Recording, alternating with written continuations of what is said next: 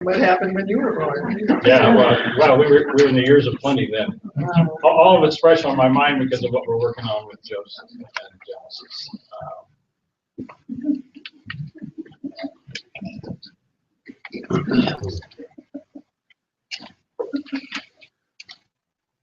Would appreciate your prayers for me the next 2 weeks. I'll be gone next Sunday, and Jess has graciously agreed to teach the class.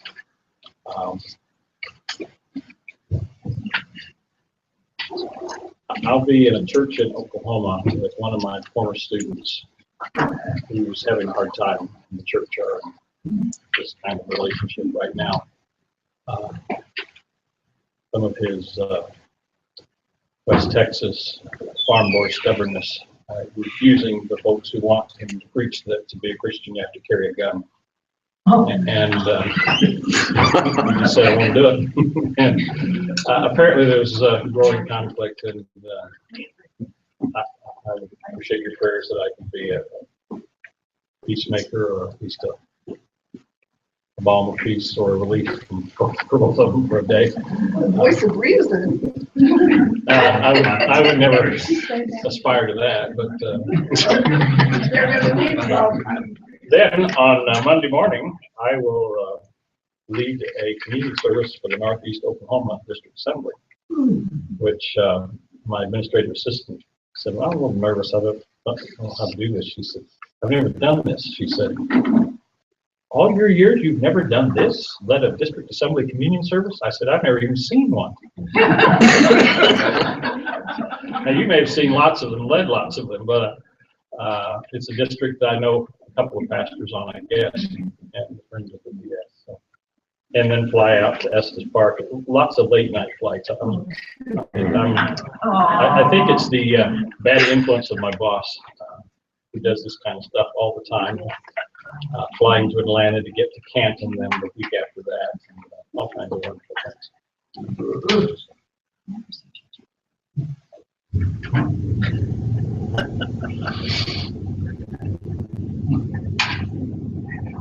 As I started working on the lesson last night, my mind went back to the phrase, I think it was the end of chapter 39, the Lord was with Joseph and made him successful or made him prosperous in whatever he did.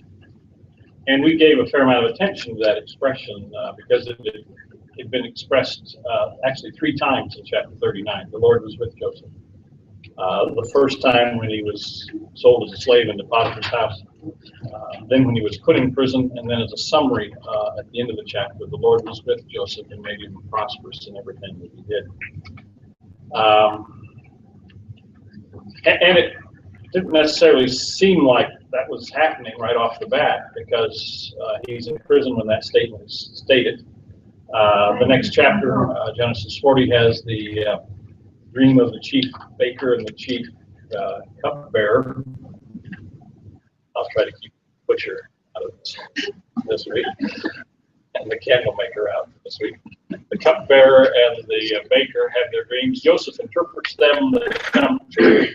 The baker is hanged, the cupbearer is restored, and Joseph had begged the cupbearer to speak on his behalf when he was restored to Pharaoh's service because of the injustice of his imprisonment and his actually being in Egypt to start with, all of that stuff. And the cupbearer promised, and the last words of chapter 40 is, but he didn't remember and he forgot.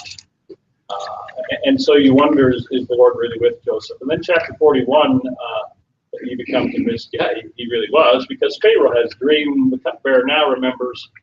Joseph is brought from prison to the presence of Pharaoh. He interprets the dream. This is the dream about the fat cows and the scraggly cows and the plump, full ears of grain or heads of grain and the scraggly ears of grain. And Joseph interprets this in terms of the 7 years of marvelous, plenteous harvest, followed by 7 years of famine, disastrous harvests. And then Joseph makes bold and gives the most powerful man on earth advice of what he ought to do. We ought to pick out a discerning and wise person who will administer the time of plenty and create a surplus, and then somebody to give out the surplus when it's over. And it's like the narrator does this on purpose, I'm sure. You ought to get a discerning and wise guy to do this. And then 3 verses later, Pharaoh says, you're the most discerning and wise person I know. I want you to do this. And all of a sudden, Joseph is second in command in Egypt. And it describes briefly the years of plenty, and even more plenteous than the dream and the interpretation of it is the actuality of it. And there's so much rain. It's like sand of the sea. You stopped measuring it, and I will turn on the thing so you can see what I see.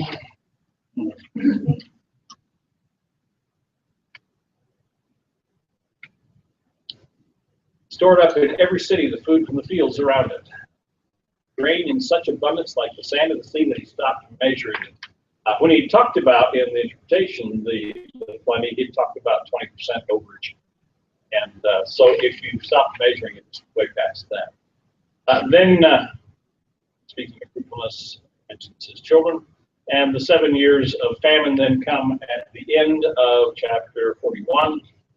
And the part that strikes me of particular interest here, there was famine in every country. But throughout the land of Egypt there was bread. When all the land of Egypt was famished, people cried to Pharaoh for bread, and he said, go to Joseph, do what he says. And then verse 57, moreover, all the world came to Joseph in Egypt to buy grain, because the famine became severe throughout the world. Which brings us now to the first 5 verses of chapter 42, and I'd like someone to read those out loud for us. When Jacob learned that there was grain in Egypt, he said to his sons, why do you keep looking at one another? I have heard, he said, that there is grain in Egypt. Go down and buy grain for us there, that we may live and not die. So 10 of Joseph's brothers went down to buy grain in Egypt. But Jacob did not send Joseph's brother Benjamin with his brothers, for he fears that harm might come to him.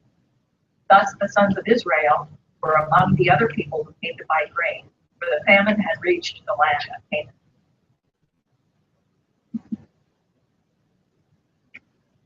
It would be more obvious, I think, for us if we didn't have Bibles that had little things like Joseph's brothers go to Egypt, and a big space here, and a big 42 here. When Jacob learned there was grain in Egypt, it's just come right up here, following the famine became severe throughout the world. And if it were the case, is it a surprise all of a sudden that we shift back to Jacob?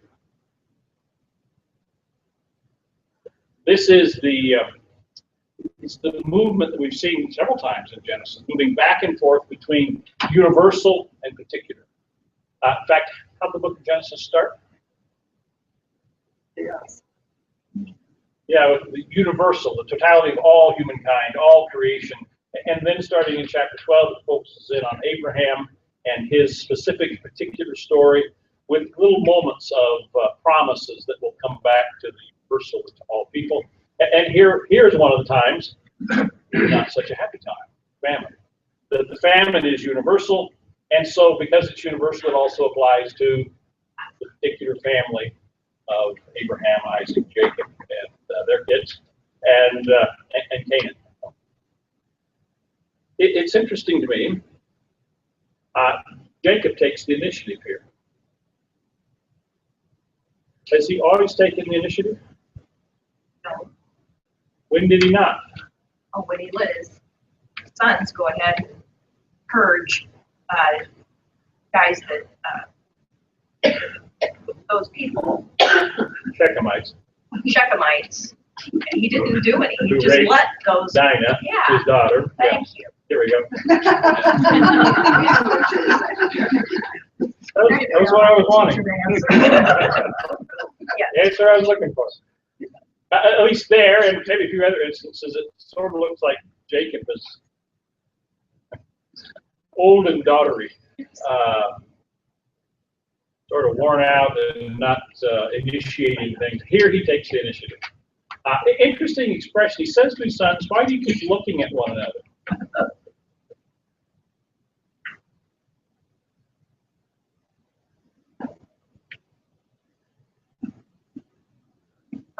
Gloria. Share the joyful occasion with us. Oh, it's just funny because Pat and I were just talking about how one of the most wonderful things about coming to church is that you could look over and see somebody you know.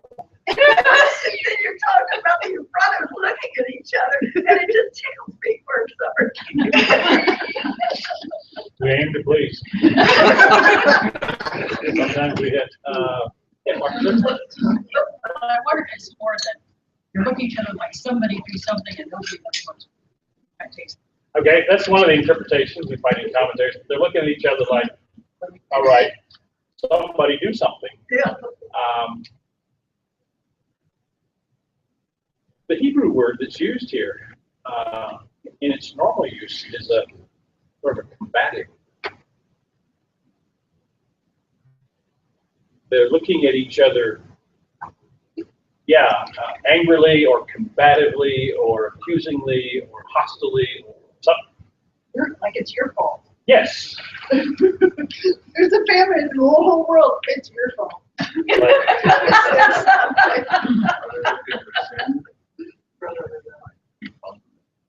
Well, we All do right. that in normal life. Yeah, not trying to remember. What event? Yeah, who sinned here? They did.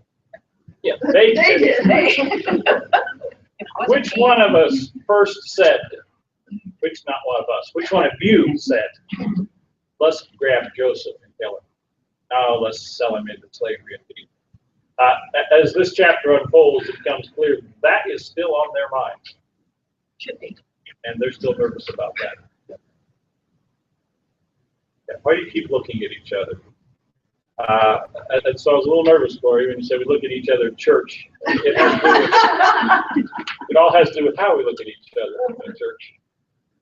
Whether it's accusingly, joyfully, wondering how we can help and how we can connect. Whenever the guy up front stops talking, back doing stuff in church for. How we look matters. He said there's grain in Egypt. Go down and buy grain that we may live and not die. Keep theme in the Pentateuch. Living as opposed to dying. So, interesting. Notice in verse 1 of chapter 30, he says to his sons. Verse 3, who goes down to Egypt? All the kids but Benjamin. Notice the description. It's Jacob's sons, but in verse 3, it's Joseph's brothers. So the narrator has sort of taken the focus away from Joseph for 2 whole verses, and now we're back. Focus in Egypt is not going to just be grain. The focus in Egypt is going to be Joseph and what will take place there. So the 10 go down. He doesn't send Benjamin. He feared harm might come to him, but we know what about Benjamin? He's their son, Rachel. Okay, final son of Rachel. In fact, she died in childbirth with Benjamin.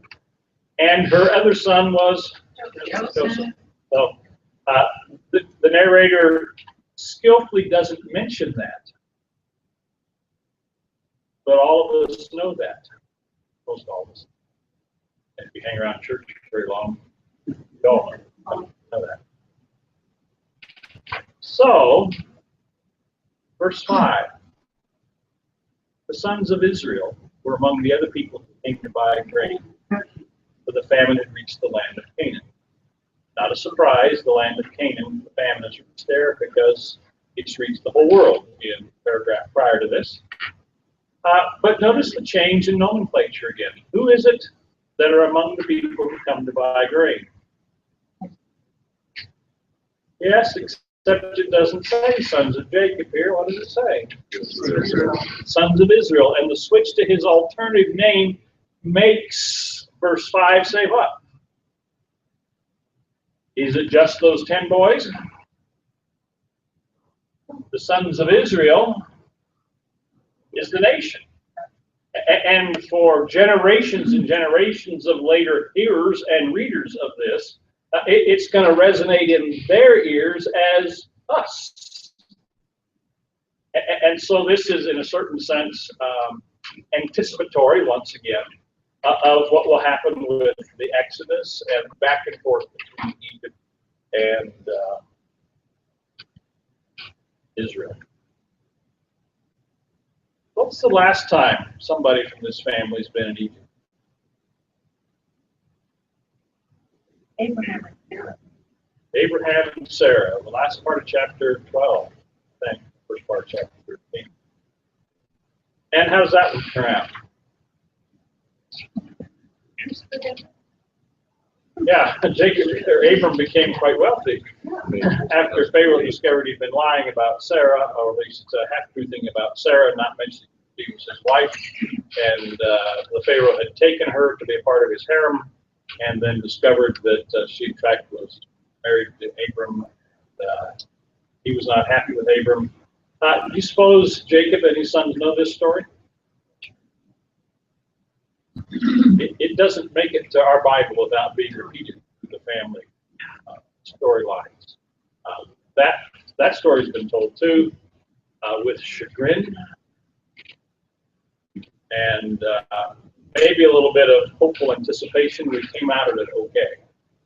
So you can suspect that maybe there's some reluctance on the part of the 10 brothers to go down to Egypt.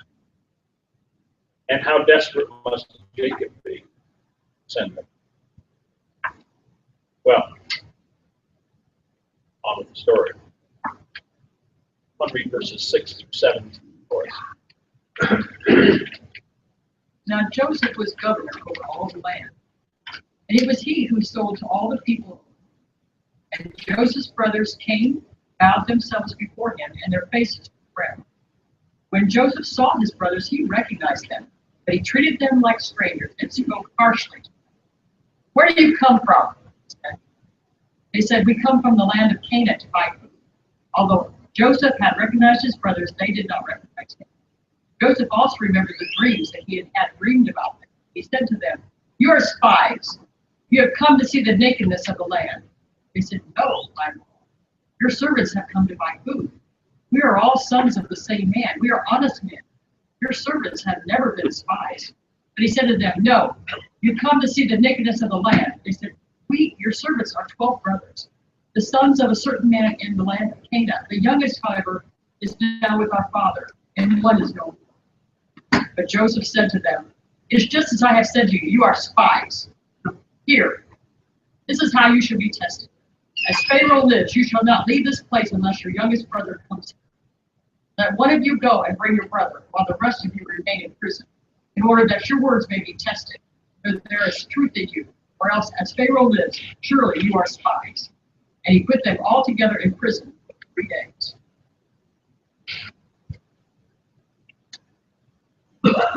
Well, Joseph's brothers come and bow themselves down before him with their faces to the ground. What immediately comes to your mind? The dream. Dream of the sheaves and the stars, where the family bows down to Joseph. Yeah. It's not mentioned right off the bat.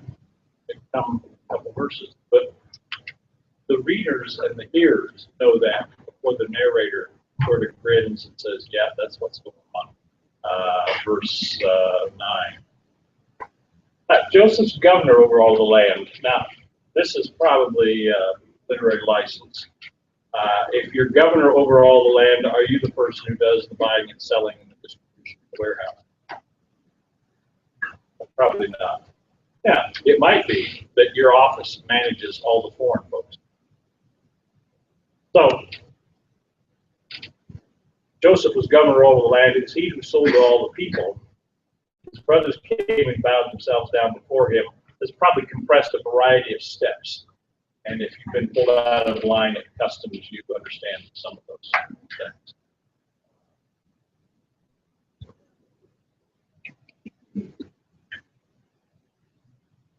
Speaking of other prayer requests,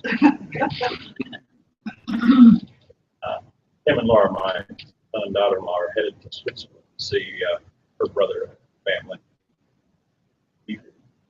Thursday. But to save money, they took a flight to Moscow on Russian. And the president just told me, you don't know how many times they take you from 7 stuck in my face on vacation. Which made me feel real good about how I already felt about my son and daughter-in-law going to Moscow to save $50 or $100, whatever it is on the flight. So if you want to pray they get there, and apparently they're coming back the same way if they get back. So there's a long process probably by which Joseph is governor and they finally end up before him, which will probably mean their anxiety is growing already. They are Bedouin shepherds, or where they come from, a big city that's several hundred. And they're now in Egypt, cosmopolitan place, world, huge cities, swarms and swarms of slaves and government officials running around. This is an intimidating place for them. I'm guessing they've thought more than once about turning around and going back. And they do not because they are hungry. And their father has sent them to get this done. Well, why might Joseph have recognized his brothers, but they didn't recognize him? I think it's right every someone looked like who was very young last time. And they're dressed in the garb that they were left. And they were older. And so they matured. They didn't go quite all of them to being. So there's a variety of reasons why just their demeanor, their dialect, lots of why. Oh, I know these guys. I think you covered everything I thought of. There you go. Yeah. I have one question about the language. Uh-huh. Is there a problem with, there must not be a problem with communication. Well, eventually, down I think next chapter, somewhere later in the story, it'll say he using a translator. Oh, okay, so he's not speaking to them. Apparently not.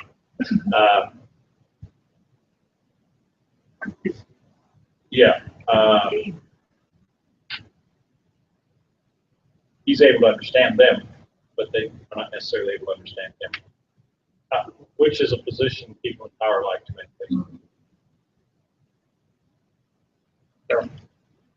I think there's one other really important point. In their minds, and no, their position is other than so out. So, yes. Whereas in some ways they they say so later. And it may well be that he's almost expecting them, because it's doubtful that they're the first people from Canaan to arrive and ask for food.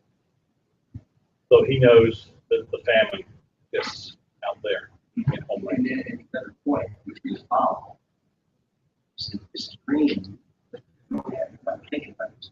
Small. Sure. Very awesome.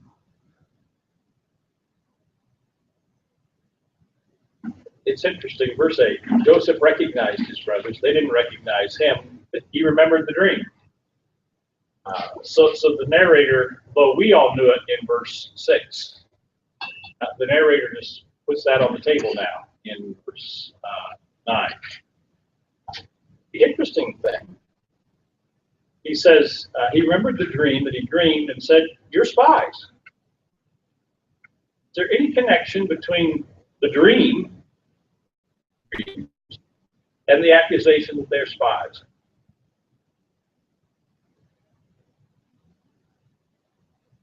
Neither. Is it part of his vision? Isn't the spy thing? Spy thing is listed separate. Yeah, and she called it the game he's going to play. It's the strategy he's going to use. And at this point, we're not altogether sure what his strategy and what his desires or goal is. He remembers the dreams. He's also remembered something that's happened since the dreams, and that's when they threw him in the pit and sold him into slavery. Right. So what's the natural response that a normal human being would be thinking about doing at this point? Some kind of vengeance at this point. And the spy thing is a means by which he can make the interrogation, that he can lead toward torture, he can create fear in them. He can mess with them for quite a while with this particular accusation. And the irony of it all is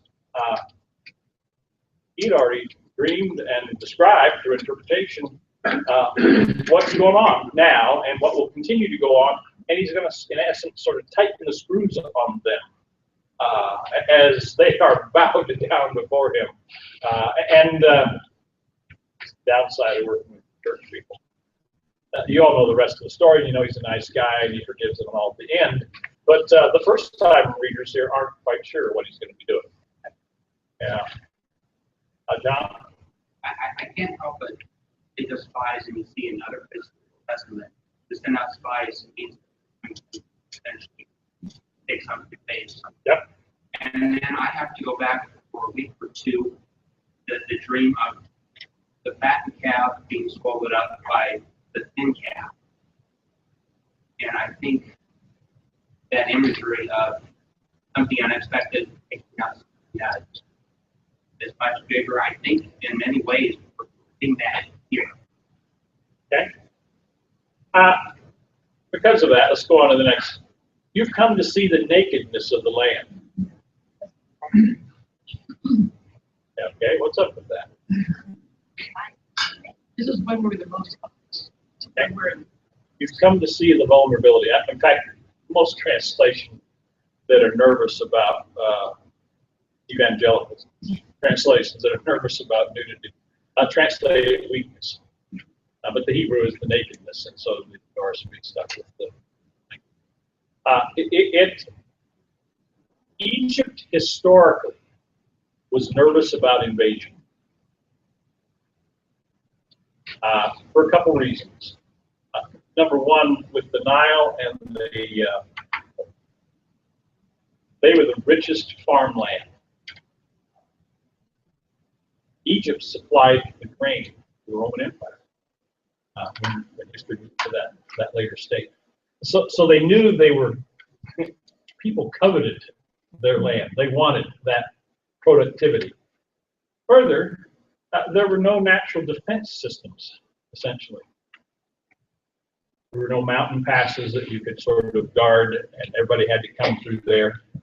You just have flat desert and seas in almost every direction except way south, which means any invader can come around as long as they can create a water supply.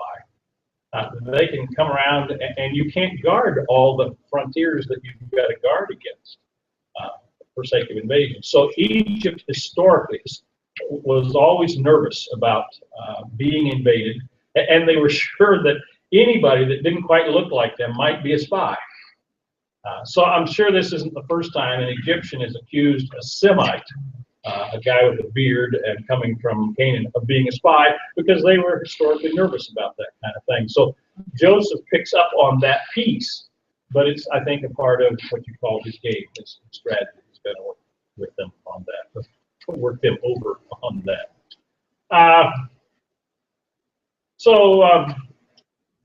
No, my lord, your servants have come to buy food. We're all sons of one man. Why would that matter, that they're sons of one man?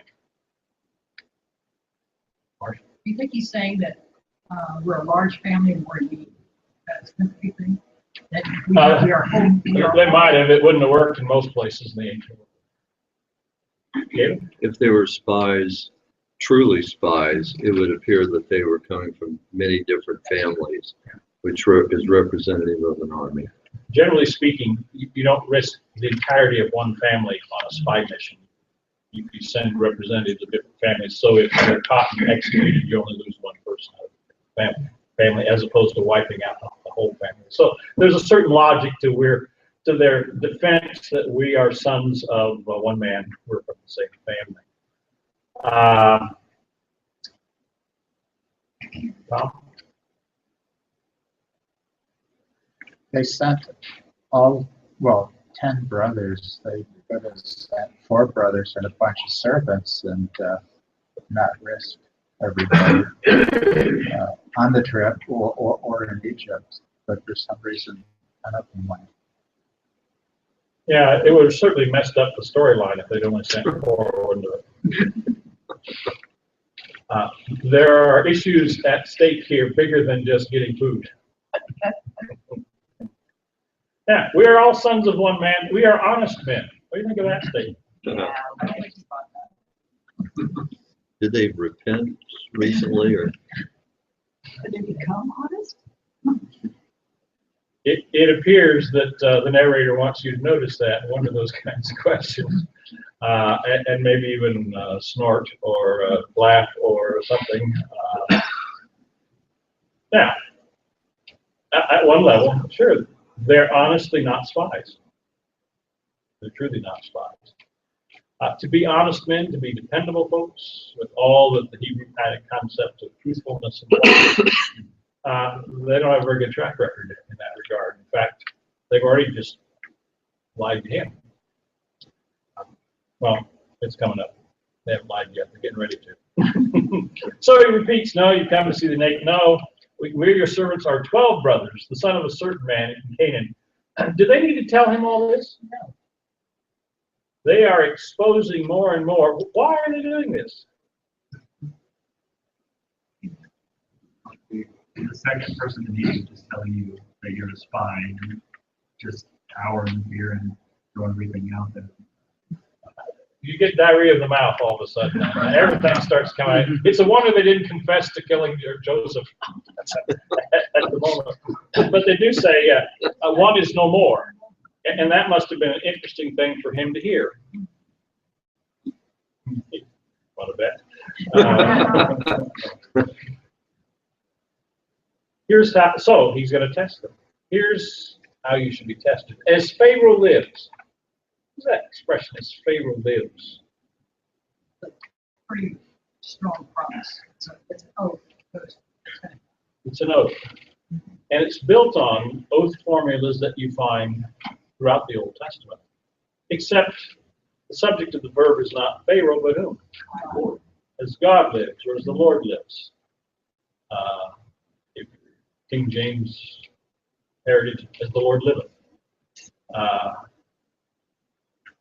And so it's interesting he is substituted Pharaoh in because Pharaoh in Egypt was regarded as deity. And so it's the same kind of formula. It's a half formula.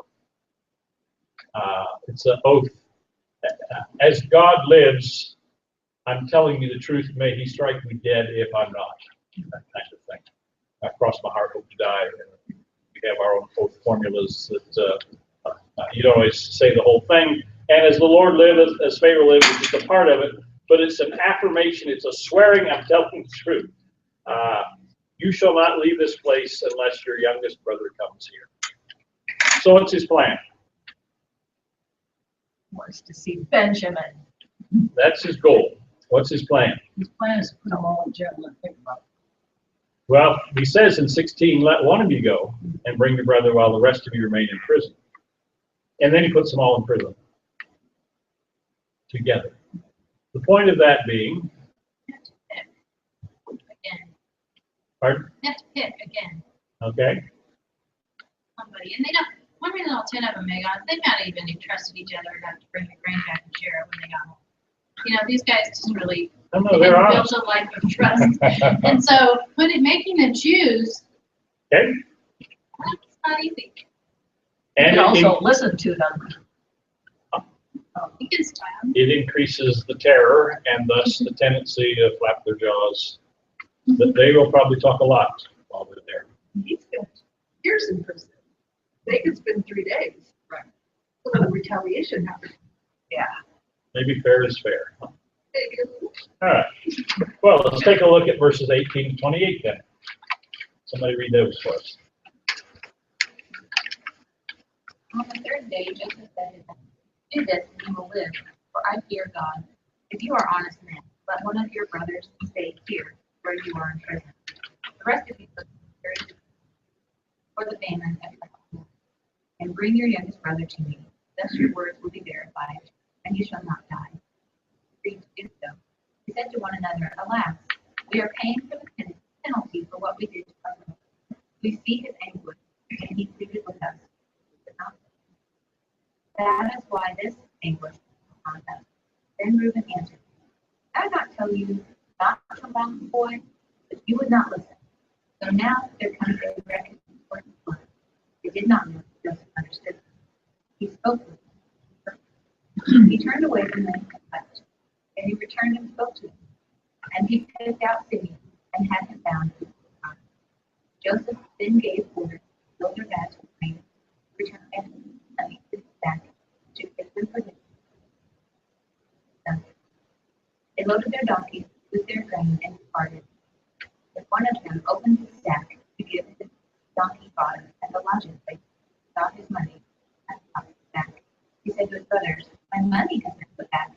Here it is in my sack." And this did his lost heart. But it is this that God has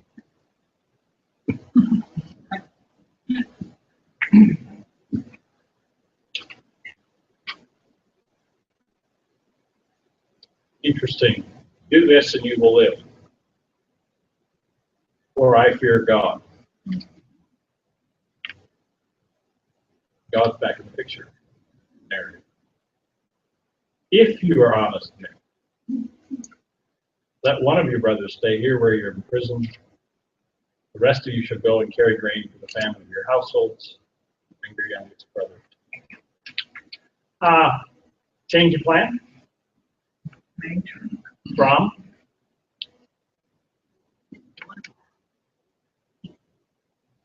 Nine hostages with one returning, and now you have one hostage and 9 returning.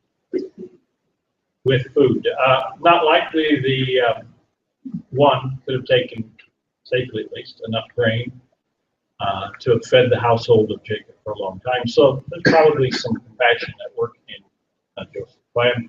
Whether he planned this all along or not, we'll probably never know. Give brothers a chance to abandon. Mm-hmm.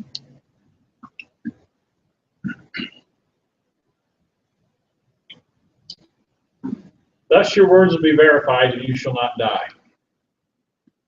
So what do?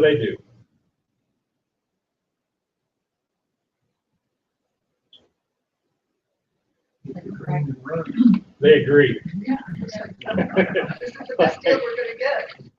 If you do this, I'll not kill you. What do you think? They agree. Sounds like a good deal to us.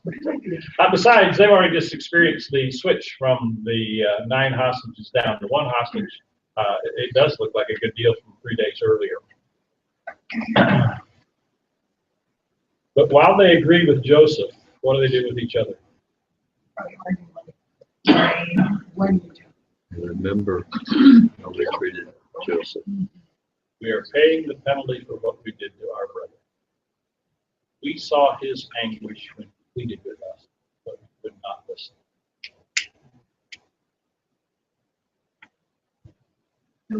They're owning it. Yeah. Let's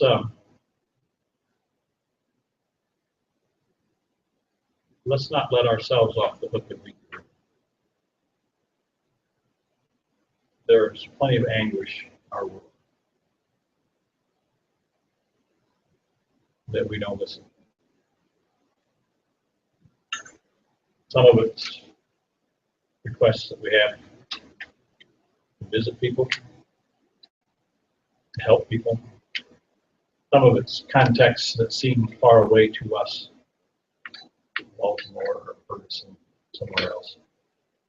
But there's plenty of anguish that lots of folks, including us, know how to not listen to. And one of the things that characterizes God, and you see it in Genesis 4. Remember what he said to Cain after Cain had killed Abel.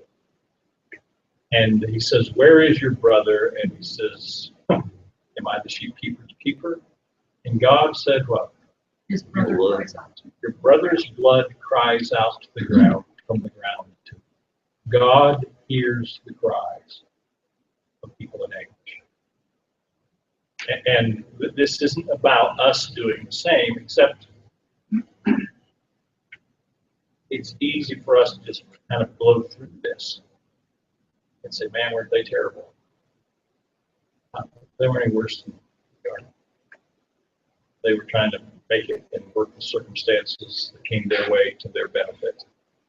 And yeah, we would not listen. That is why this anguish has come upon us. Don't know if that's really true or not, but they certainly felt like it was. So Reuben does what? Blames. I told you so. I told him so. Which, as all of us who've had siblings know, is very, very helpful.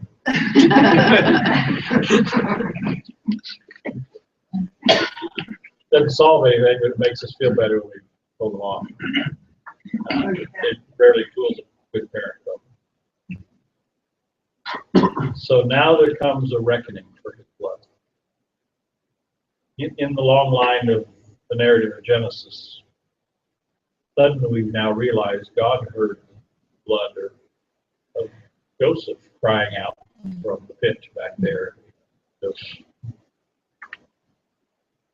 Well, this is most interesting. This is confession. And who's listening? Joseph. The victim, so to speak. Understanding, but they don't know. And how impacted is he? He is ready to burst into tears, and if he does, what will that do? That will mess up his game. that will expose him. That will show why would he be doing that? And so he turns away, perhaps leaves the room, to be himself composed and comes back. Who picks out Simeon? He does. Was Simeon the oldest? No, Reuben's the oldest. Simeon's the second. Whether Reuben is excused, because in fact he did try to intervene and reduce. He said, "Let's don't kill him. Let's get rid of him some other way," and put him in the pit, hoping to co-release him later. But Reuben also, you remember, there's this the one sentence thing somewhere in 37, 36. Where he abuses a concubine, his sexual misconduct he just noted. And we wonder, has he forfeited leadership role in his family? But it maybe, we just don't know. Simeon's the next in line. Had him bound before their eyes. What's the point of that? It's tough to watch. And they also found Joseph. Gave orders to fill their bags with grain and return every man's money to his sack. Give them provisions for the journey. What's he doing? Besides messing with them. Yeah. So off we go. Wanting to take, I was just thinking how that if one person had gone back with the grain, it would have been that much less money that he would have given back to. So by sending all of those brothers and keeping only one hostage, he was able to give a lot of money back to his family. Uh-huh. He said love was guilty. Oh yeah.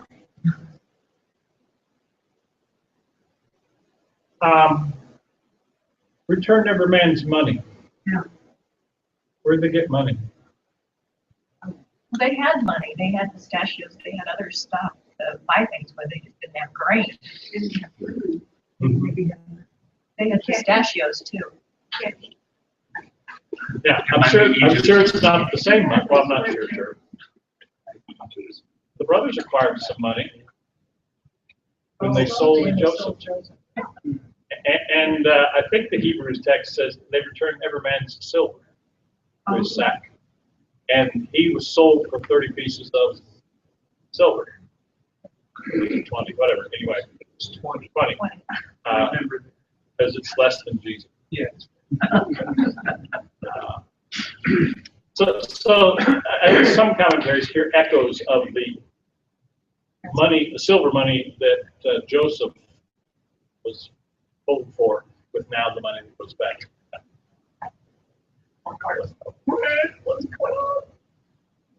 So, yes, so they make a day's journey, and it's interesting, mentions a lodging place. Do not think Motel 6 or the Marriott or anywhere along the line like that. It's probably a corral where their animals can be kept for the evening, and there may or may not be a roof over their head to sleep. In that part, head out of Egypt into the desert, you don't really need a roof. It only rains once every 80 years there anyway, so it's not worth the expense to build a roof. And the one, whoever is the first to open his sack, interesting, again, this grain is for what purpose? Feed the family, but they're going to feed the donkeys too, because if you don't feed the donkeys, they won't be strong enough to live long enough to get the food back there. And they discover the money put back in their sack, they lose heart. Let me tell you. Something is someone that poor this feeling those things terribly. Yeah, you know, and you're scrambling to connect all the dots. Well, what is happening there? And in Hebrew, the heart is the source of volition or choices, decisions. They are paralyzed. They don't know what to do. They can't make a choice. What do we do? Well, if their money's returned to them, that means I'm not taking the money, brain, not getting. Or that we're going to accuse you of stealing. Yes, that happens. Interesting, their comment.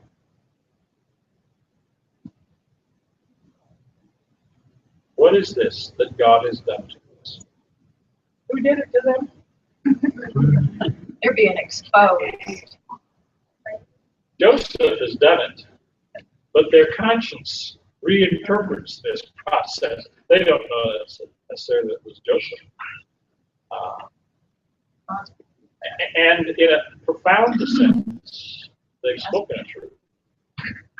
Eventually we'll get to a text where Joseph will say to them, you meant this for evil, but God meant for good. And so I don't know that I want to necessarily attribute to God, God put the money back in the sack. But God was with Joseph. And Joseph feared God in this chapter. And so there's a connection between the person of God and God's action. I have a question. Isn't this a tenet of the Jewish theology, though, and maybe even theology, I'll say our old theology of, it's almost like fatalism. We have sinned, therefore God is punishing us. But am I articulating it that well enough? Yeah, I think you are. Let me put the good spin on it from what you call it the Old Testament sense, or the Jewish sense. The Old Testament doesn't distinguish between primary and secondary causes. Okay. There's only one cause, and that's always God, which is quite problematic for us because they end up accusing God of evil in many instances. Right. And so a part of it is just observational. They don't distinguish between the first cause and the second cause, and that's what you see here. Precisely, because Joseph did it, but they say God did it. And there's a connection there. I think by the time you get to Jesus, he's making those kinds of distinctions. Neither this man sinned nor his parents. Right. Exactly. And so there is a difference between a primary and a secondary cause, as philosophers like to talk about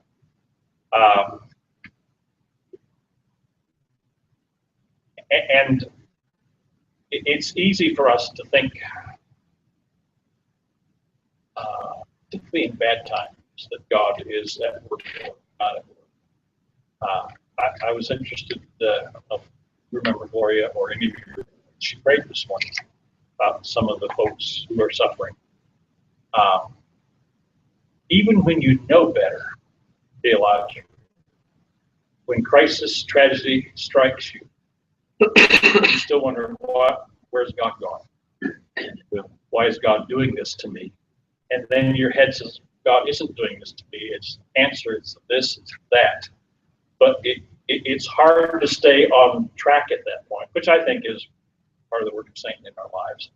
It is to put evil into the hand of God, which takes all the pressure off of him. But we all experience that, I think. And it takes a resolution, firmness, commitment to understand, to say, no, this is not the hand of God. This is the hand of something else.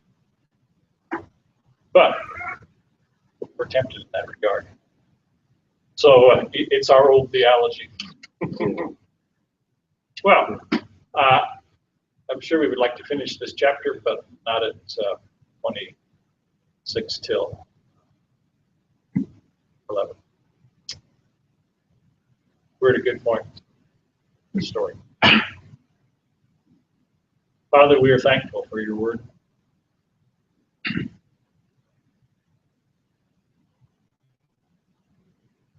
We don't suspect Joseph was perfect, but we're thankful for things we learn from the story. Reminders to listen when those cry out. Reminders that we can be generous in responding to those who've done us harm and ill. Reminders that you are with us. And you work through people of your choosing to accomplish good in our lives. Thank you. Open our hearts to live in confidence and your goodness, even this week. We ask in Christ's name. Have a good week. Thanks. Thanks for being here.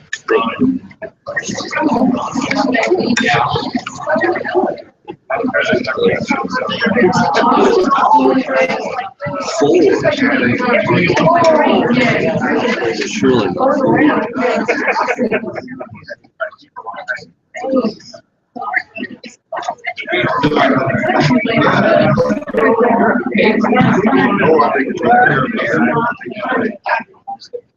So you can just keep the are you here for the summer?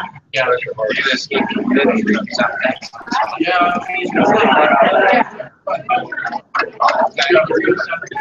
Okay, if you like to people who want to carry guns and have to be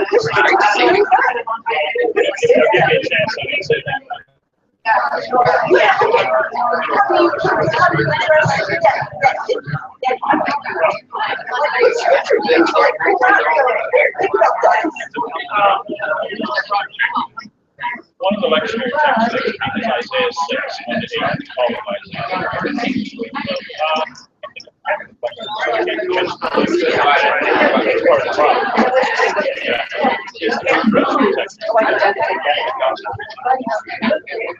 so maybe it's the issue of God calls you to focus on that rather than When you're vibrators help us business.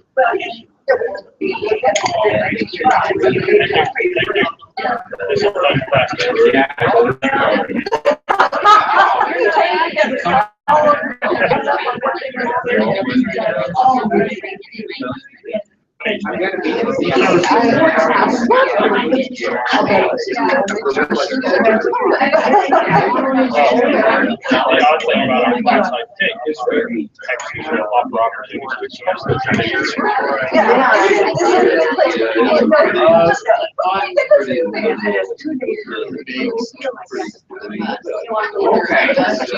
Yes, I figured out that.